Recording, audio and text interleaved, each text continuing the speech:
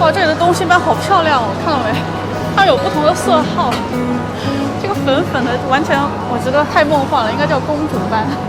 哦，之前年夜饭的时候，有人说我们缺一条鱼，啊，真的是有鲍鱼还不够吗？大家不都是谐音梗吗？干嘛歧视鲍鱼？不过如果要做一整条鱼的话呢，我有一道菜还蛮想做的，叫金汤东星斑，它是一个特别极致的粤菜啊。不过这个菜我打算明天做，今天买可能不新鲜，那我一会儿手机上再下个菜。这个就是我昨天看到的，然后今天呢刚刚送来收到的东星斑。哎，我这条还挺大的。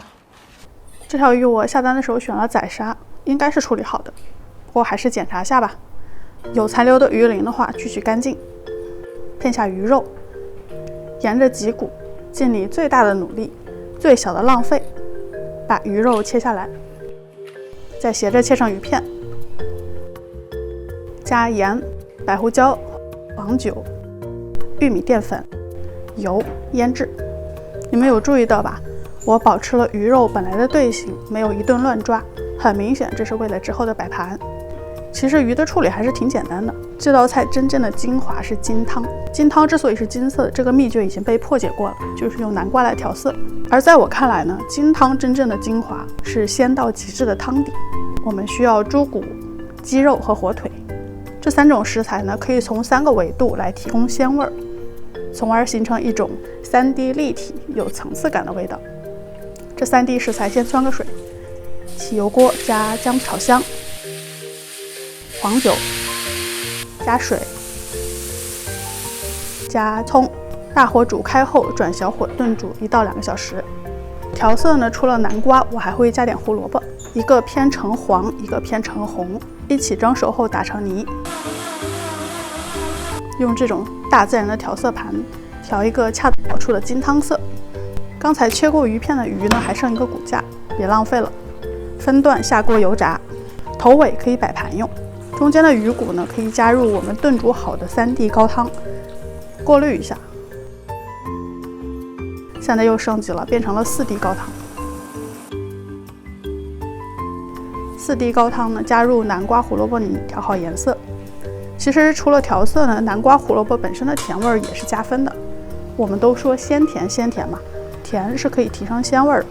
汤底到现在味道已经完满了，最后再加点水淀粉勾芡，让它有一点浓稠度就完成了。过滤一下。之前腌过的鱼片另煮1锅水下去，这个过程不叫煮熟，叫浸熟，因为水温要控制好，不要沸。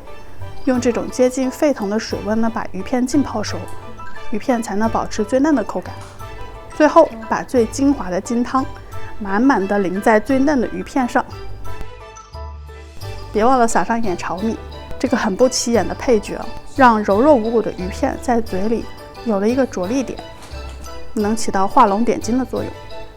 那这条鱼做到这样就是差不多好了。我觉得做到这个地步啊，用鲜到极致去形容它应该不算过分了。你想想，我们用了什么？火腿、猪还有鸡，鱼骨本身所有的东西都在里面。那今年的年夜饭呢，如果你有时间、有信心挑战一下呢，可以做这样一条鱼端上桌。像我这样整条摆盘或者单份摆盘都是很好的。那如果你今年做了这条鱼端上年夜饭桌，我相信今年的大厨之王就是你了。